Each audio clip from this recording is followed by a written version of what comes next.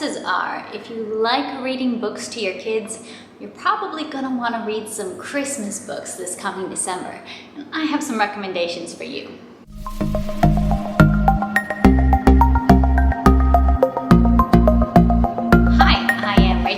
Second-generation homeschooler, and today I'm going to be sharing with you some of the Christmas books that are going to be part of our reading rotation during the upcoming month of December.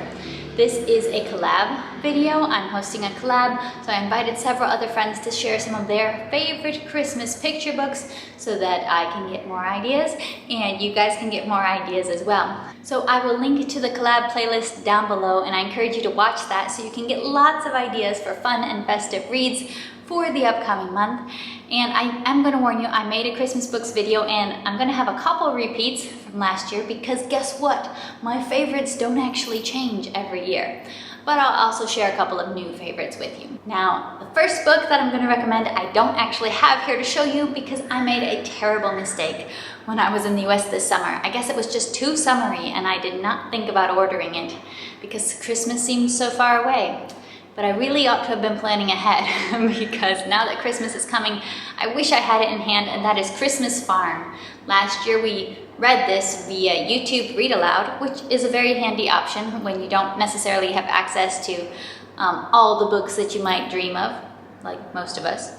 But that was a story that I just really fell in love with. I'll put the picture here, I'll put a link down below, and I'll put links down below for all the books. It's the story following a Christmas tree farm and kind of getting to be part of the process and the journey of watching the trees grow and the work that it takes. And I loved it. It was a very lovable, likable book. The next book is one that I share literally every year. The Latka Who Couldn't Stop Screaming, A Christmas Story.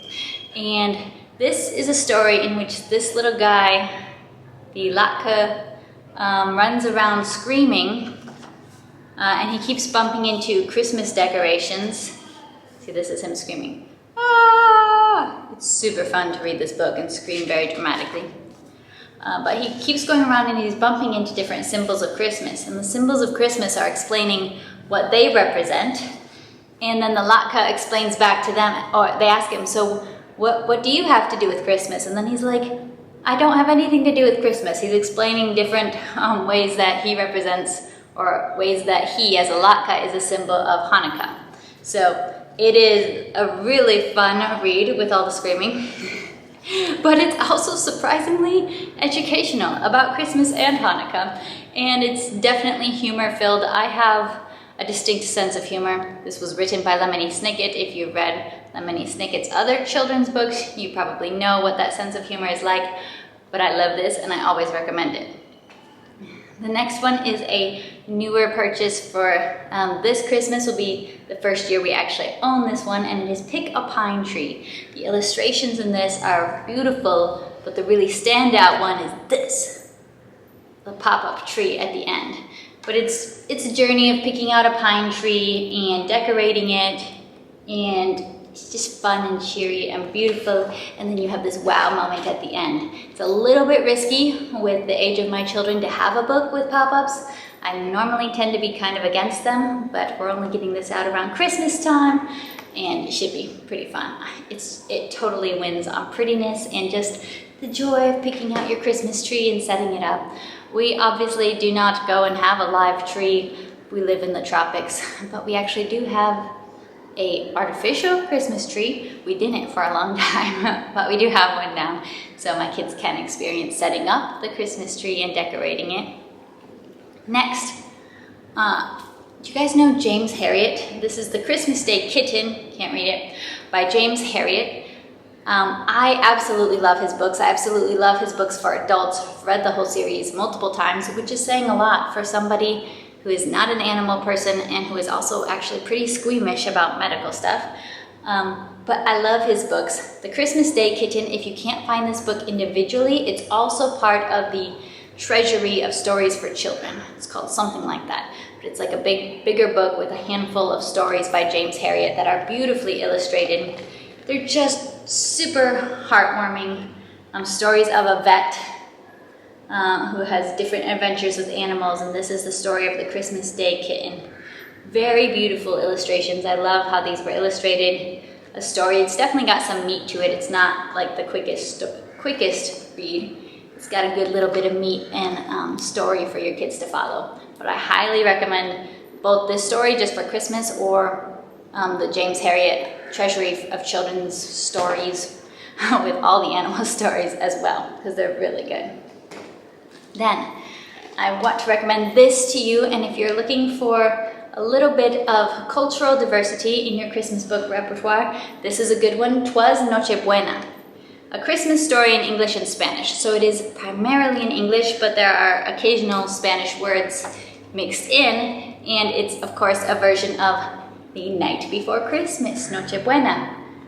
And as you know, we are a Mexican and Caucasian American family living overseas, so we don't live near our Mexican family members to have the elaborate Nochebuena celebration, but much of what happens in this story really lines up with my husband's memories of his childhood. So this is a really sweet read, a way for us to share those traditions with our kids. And we're still, our kids are still really young. We're still kind of figuring out what Nochebuena looks like in our family and adapting it each year by year as we grow and as we figure out what can that look like here as we live in Asia and the differences of our life versus my husband's life when he was growing up. Then on the same theme, this book is available in the English edition as well, which I will link down below. I believe it's called Too Many Tamales, Que Montón de Tamales, and this is also about a Nochebuena celebration. It's a story of children being children. Definite childishness, the silliness of kids. The illustrations are very much 90s. The clothes, the hairstyles, they remind me of my own childhood, actually, with what I was dressed like. I think I had this dress. I'm pretty sure I wore this dress and these tights and these shoes for Christmas when I was a kid, and the headband too. Like the whole shebang. That was Christmas in the 90s. So they're very nostalgic for that reason, but then we also have the story of the tamales, and the kids are trying to eat all the tamales to find their mother's ring, which was lost, and they eat way too many. It's a story of children being children, and I like those kind of stories too. Next recommendation, Night Tree. This is one that I did manage to buy. That will be our first time having it in hard copy. We've done this before on a YouTube read aloud last year, but this is Night Tree, and this is taking place in the woods. A family is going off to decorate a tree with homemade garlands off in the woods and share hot drinks. It's their own little family tradition, and so this could spark ideas of what are our family's Christmas traditions, and what do they look like? They might not be the same as this, but what are ours? And what Christmas traditions make sense for where we live. This is obviously taking place in an area that's very, very different from our urban tropical home in Southeast Asia. But I like books that give us a glimpse into a different world that my kids don't get to experience Christmases like that. And finally, my last recommendation is one that I share and have shared this video definitely in past years because I love it. It was a strange treasure that we stumbled upon in a free book pile. But this is Christmas in America, and this is obviously not a typical picture book. This is like a big coffee table book, but last I checked, it is still available on Amazon.